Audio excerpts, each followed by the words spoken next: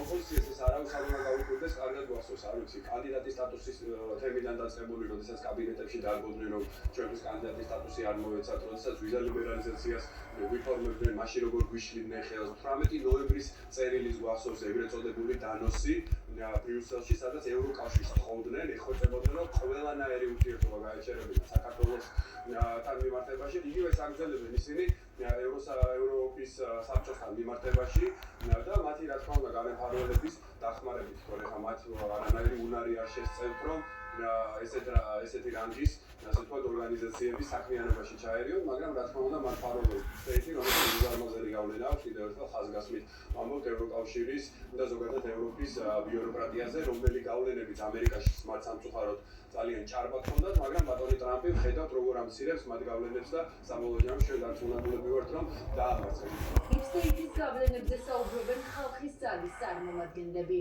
ქართული ოპოზიცია რო აგენტურაა და ეს ყოველთვის საქართველოს საწინააღმდეგოდ მოქმედებს, ამას დიდი ხანია შეჩვეულება, სამწუხაროა, რომ ამ შემთხვევაში საპარლამენტო ასამბლეაში არის ძალიან დიდი გავლენა იმ ძალების, სადაც გლობალურობის პარტიას უწოდებთ და ამის კაფეოლ ილუსტრაცია არის ის ფაქტი, რომ როდესაც ჩვენ რუსეთის დელეგაციისთვის ვთხოვდით რუსეთის შეჩერებას, როდესაც რუსეთის დელეგაციის წინააღმდეგ განცხადებების გაგებაზე ვთხოვდით, დელეგაცია იყო ამას პასაჟი, რუსეთი პასეს წევრების აბსოლუტური უმრავლესობა ამაზე წინააღმდეგებოდა, არ უჭერდნენ მხარს და დღეს საქართველოს და დღეს დიდი შანსია, რომ მათ ხარ დაუჭირონ ოპოზიციის მოთხოვნას.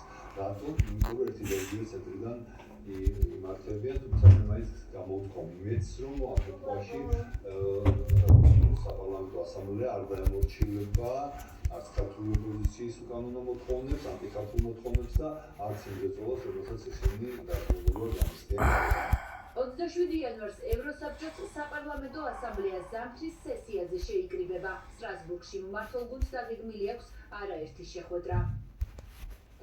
კაიროს გენერალური მდივანი საქართველოს პრეზიდენტსა და პრემიერს თანამდებობებზე დანიშნა სულსას მისაუბრ წერილში წერია, რომ საქართველო გაერთიანებული ერების ღირებული პარტნიორია. კაიროს გენერალური მდივანი აღნიშნავს, რომ საქართველოს მთავრობასა და ხალხს შეუძლია გაერთიანებული ერების ორგანიზაციისა და საქართველოს თემატიკაზე მომუშავე გუნდის მუდმივი მხარდაჭერის იმედი ჰქონდეს.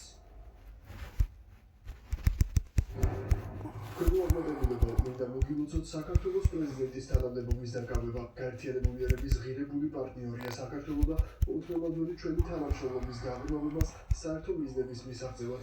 ერთად შეგვიძლია გავაძლიეროთ 2030 წლის დღის წესრიგში და მომავლის პაქტში ასახული პრინციპები და იმავდროულად ვიმუშაოთ დემოკრატიული ინსტიტუტების გაძლიერებაზე, გენდერული თანასწორობისა და ინკლუზიურობის ხელშეწყობაზე, ადამიანის უფლებების პატივისცემაზე. ვეპყრობი ამ მიზნებისადმი ერთგულების განახლების იდეას გაერთიანებული ერების ორგანიზაციისა და სხვა პარტნიორების მხარდაჭერით. წარმატებებს გისურვებთ თქვენი მოვალეობის შესრულებაში. თქვენი მოწოდებულება ვგთხოვთ მიიღოთ თქვენდამი ჩემი უდიდესი პატივისცემის დასტური. მინდა მოგილოცოთ საქართველოს პრემიერ-მინისტრად ხელახლა დანიშნა გაერთიანებული ერების ორგანიზაცია მოუწოდებს მთავრობასთან თანამშრომლობის გაღრმავებას 2030 წლისთვის დღის წესრიგისა და მომავლის პაქტის